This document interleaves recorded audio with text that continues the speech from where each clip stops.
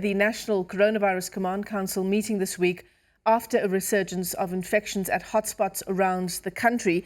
Wendy Alberts is the CEO of the Restaurants Association of South Africa. And Wendy, if you can still hear me, I mean, it's that issue around lives over livelihoods, the timing in particular heading into the festive season. I'm sure the hospitality industry in particular was hoping to perhaps try and gain back some of the losses at least of the rest of the year during a hard lockdown.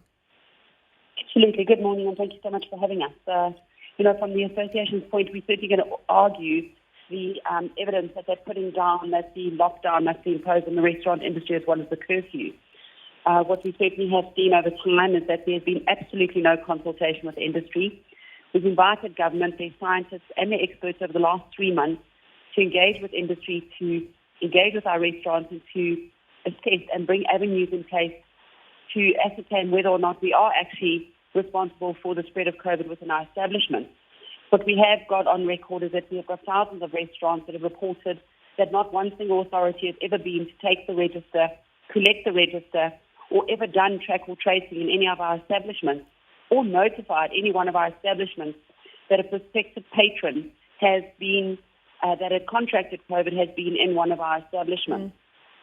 So unless we actually get scientific evidence that shows that the corona within our industry is directly related to the non-performance of the protocols and regulations that we follow, we're certainly going to call for this and we're going to argue it. Yeah, It's not a good time. It's going to devastate the industry. Yeah. We are well prepared for the holiday season.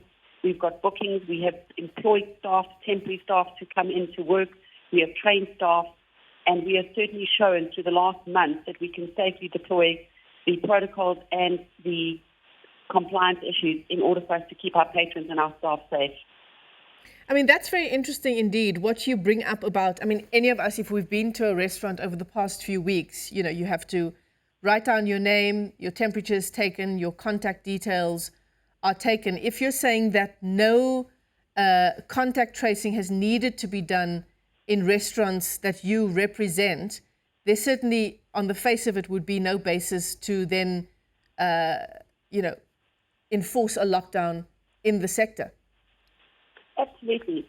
You know, we need to do everything as individuals, as business owners, as communities, and as the country to take a responsibility and a self-responsibility and make adult informed decisions of where you want to expose yourself.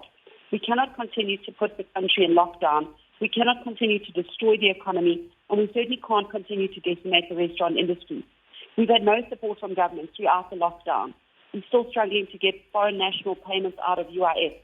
We've had no support from insurance companies, from the banks, from landlords. Suppliers have blacklisted us. The only people who've shown us love is our consumers.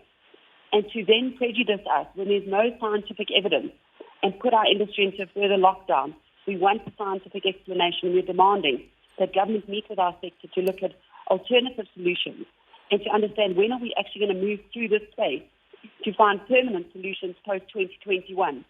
Because the threat of the difficulty on our businesses as well as the economy is going to lead a complete decimation. And in actual fact, we find it inhumane because yet again we're going to have to lay off thousands of people for unemployment.